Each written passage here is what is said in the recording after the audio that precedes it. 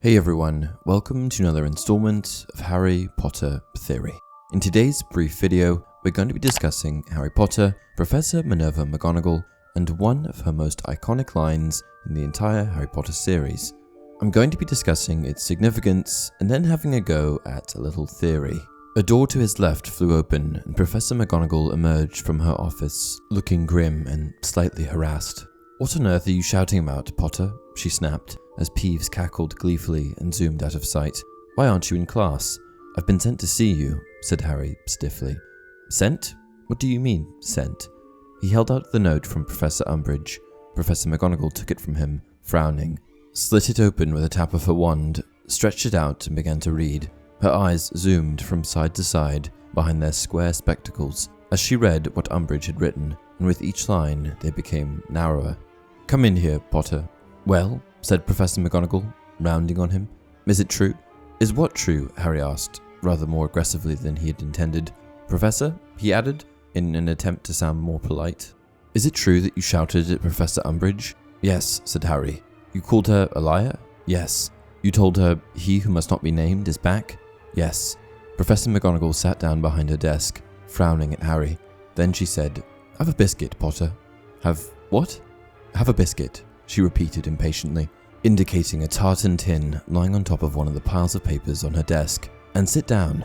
Now, this is such an important line because of the undertones that it conveys. At this point in time, Umbridge is beginning to rise to power, and she's a peer of McGonagall's, someone that Harry and all of the other students are meant to respect. It's the standard teacher-student relationship. Ultimately, in this sort of dynamic, insolence is not tolerated from the student. But in this particular case, McGonagall clearly appears to side with Harry. McGonagall should be disciplining Harry for talking back to Umbridge, but instead of punishing him, she ends up offering him a biscuit, a courtesy that one would not expect during formal punishment. You see, McGonagall's lack of enthusiasm to punish Harry comes from a place of disliking Umbridge herself. She knows that Umbridge is nuts, and ultimately she trusts the word of Harry and Dumbledore over her. This is precisely why Harry is offered a biscuit. This event is also significant because McGonagall was someone that took her job very seriously. The fact that she was able to act against traditional rules speaks volumes to how much she distrusted Umbridge. But now, onto the important question.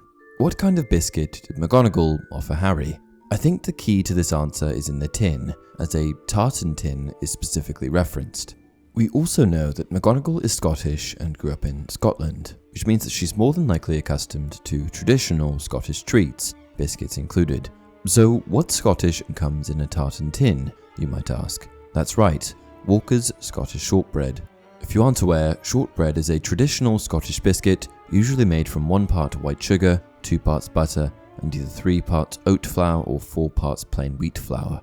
It's a Scottish staple, and I think that this is a very compelling argument for the specific biscuit that Harry was offered at this point in time. However, this theory does fall to pieces, as just 7 chapters later, in chapter 19 of the Order of the Phoenix, it is revealed that the cookie offered to Harry was in fact a ginger newt, a parody of the real-life biscuit ginger nut. We know this because of the following line.